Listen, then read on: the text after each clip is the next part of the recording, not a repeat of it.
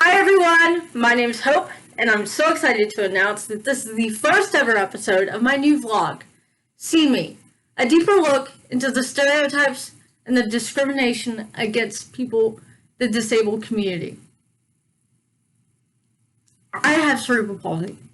Cerebral palsy affects me every day, in more ways than I can count. Is that what people see me? Well, I don't know. And that's what I'm hoping to figure out, is how do we end the labeling? How do we end the stereotypes? And how do we end discrimination? Because discrimination is originated from uneducated. And it's okay to be not educated, to be uneducated. But we have to teach ourselves to better ourselves for a better future, for our children and our grandchildren and future generations down the road. So my biggest hope for this show is to start a bigger conversation, to hear your stories, to share each other's stories, to start something bigger than ourselves. And I felt like it's such a crucial time nowadays to do something like this.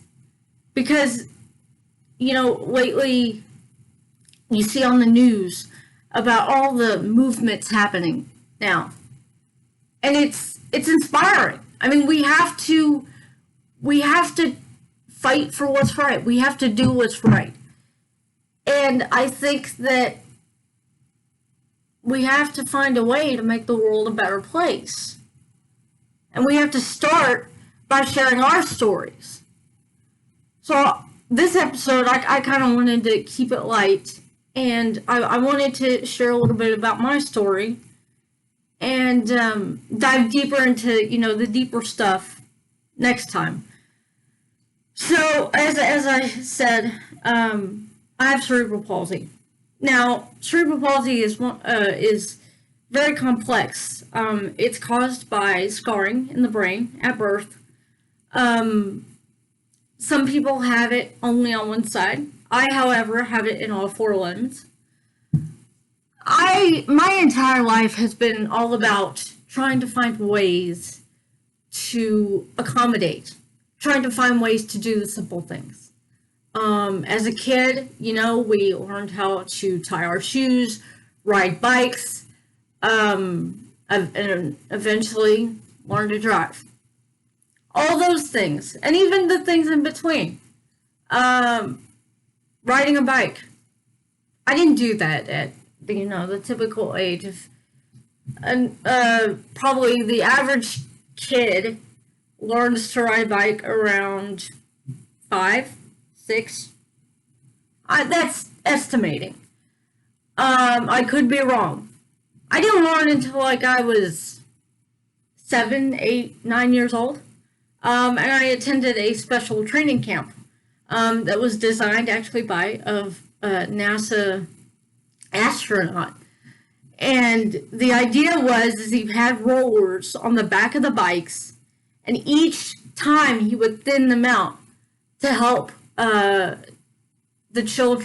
help kids with balance, and gradually working to riding on two wheels. And it worked. I learned how to ride a bike. And I can't tell you how amazing that felt. Being 8-year-old me, wanting desperately to be at where my friends were. To be wanting to be not behind. Because I always felt like I was behind in everything.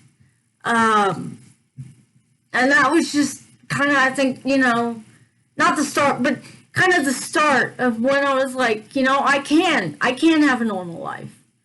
And there's been a lot of, I'm not going to say it's perfect, because it's not. Every day is a challenge. Every day is about finding ways to save energy and to not, because I struggle with energy. Everything I do, from walking my dog to, you know, riding my bike to, hanging out with my sister or going to the park. It's exhausting and it wears me down. And that's the truth. I mean, my body wears out. I actually looked up a study and it said that people with cerebral palsy their body works 5 to 10 times harder than the average human body. And that makes sense because your muscles are so tight and they're working so hard just to do normal things, going upstairs, like I said, taking the dog for a walk. So I had to accommodate, and I had been, I've been in physical occupational therapy my entire life, and that's been a way for me to gain strength. So it's all about finding ways to make our lives easier. So I guess I wanted to say, and now, with all looking back on it now, it's funny how I've been able to see how far I've really come. And I don't brag. I never brag. And I don't mean this as bragging. But sometimes all it takes, and you can, and the doctors even said, there was a very high chance I would never walk, and a chance I would have speech problems and could possibly never talk. And sometimes statistics are important. They are. But sometimes it's about having faith and not giving up and never losing sight of what you want to accomplish. And, I still have a lot to figure out. I think we all do. But, I'm in college now. And that is something I never thought would be possible. But I think you take it one day at a time. And you find ways to do things differently. I guess I'm on the track of it. Learning to put earrings in. So I think I was about 12 when I got my ears pierced. And it's like such a small thing that girls do. And I did it, but I guess I didn't realize how hard it was going to be for me because the tremors in my hands. My hands shake non-stop sometimes. And it's just the way it is.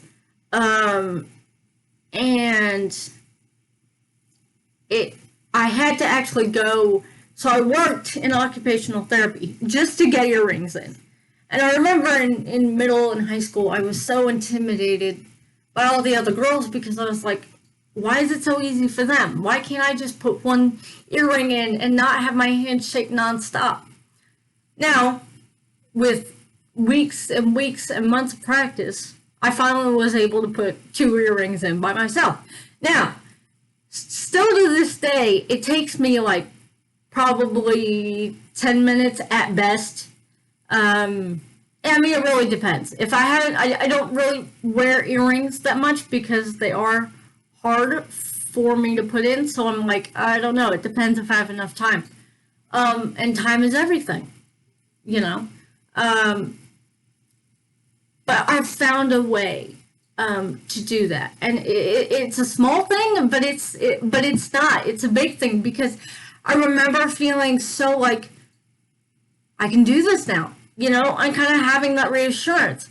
All the little and all the small and all the big things. They're all, whenever you accomplish something, I think you have so much more gratitude knowing how hard you worked for it. And I guess it's just like, if right now you are struggling with, obviously I know a lot of kids, during this time aren't being able to, get the type of therapies that they need. And that's been really hard. And I know I can't imagine. My mom was saying that she can't imagine having a child because it is, and I applaud all special needs parents for your heart and how hard you work to put your kids in therapies and make sure that they have everything they need at school. And you are seen, you are supported, and you are loved. Don't lose hope. And I know that's easy, probably easy for me to say because, I went through it. But you can. And I believe that with time and with it, all it takes are two things: having faith and having hope and never giving up. Because there are going to be hard days. There are going to be such hard days when you just don't think it's possible. And I can't even imagine, having a child with a disability during this time. Because I was doing physical therapy and I could only do it remotely. And it's hard having that, not having that person interaction. And I think as a child, going back, I went to a preschool designed for students with disabilities, and they were a very intensive program. And I got physical, occupational, and speech, and it was very hardcore. And that was all to just gain strength, to know that we wanted me to get me to the point where I could walk and where I could live independently. And I will forever be grateful and blessed to have been able to go to that school, the Francis Allen School. But I just want all the parents and all the kids out there, you are not alone. And you are loved, you are supported, and I want to personally say that I know it seems really hard now, and it's probably easy to lose hope, but you can't. You got to keep going. You got to keep moving forward.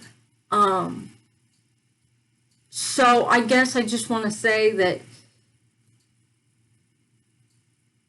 we as a whole need to have the bigger conversations, advocate, say something. I want to change, I want to kind of change gears here, and talk more about the stereotype, aspect. So I think, well, dealing with stereotypes, I think some people find it a safe way to put people in boxes, to just keep them in those little boxes. And so they don't really have to really get to know the person. They just label them. And I'm going to tell you that does so much more harm than it does good.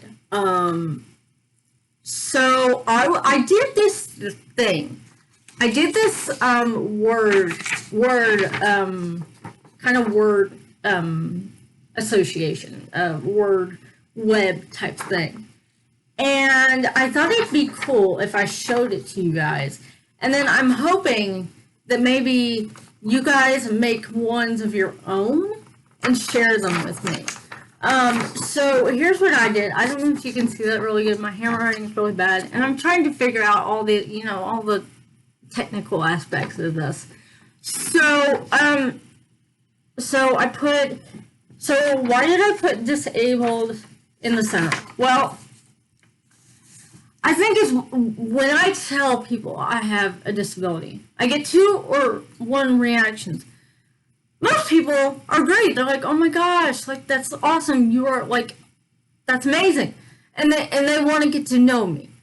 But I still find that there's this population that either is saying, "I'm so sorry," and then they start talking very softly.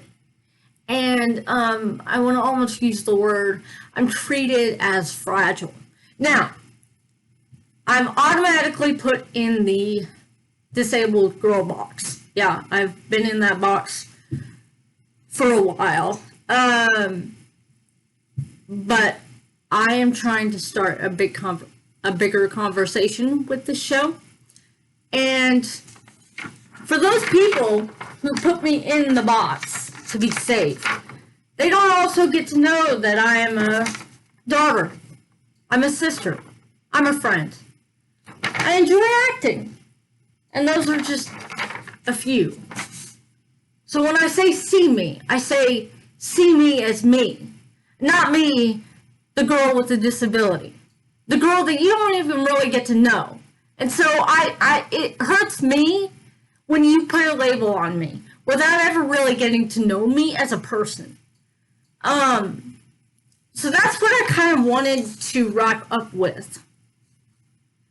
See Me is about seeing the disabled community for us as people, not us for our disabilities. If you are just going to see us as our disabilities, I'm sorry, but we are so much more. We have so much more to offer the world. And I want to start something bigger than any of us. With that said, I am, beyond excited for this and to see what it can become. Because I really want this, to be a platform where we can share our stories and we can really share our experiences. I really hope I can, have people on the show and do interviews and really, for this to be kind of a place where we can learn from each other, our experiences. And I really do want to hear from you guys. I would really love if like I said before, please share your word collages. And I think that would be really powerful if you guys just, commented or screenshotted them, so we can really, learn from each other and start the bigger conversation. All right. I will see you guys next time. Please, please, please, please stay safe, stay healthy. I know it's a very uncertain time, but take care of ourselves, take care of yourselves, and I'm so excited to be taking this journey with all of you. Thank you so much, and I will see you guys next time. All right, bye.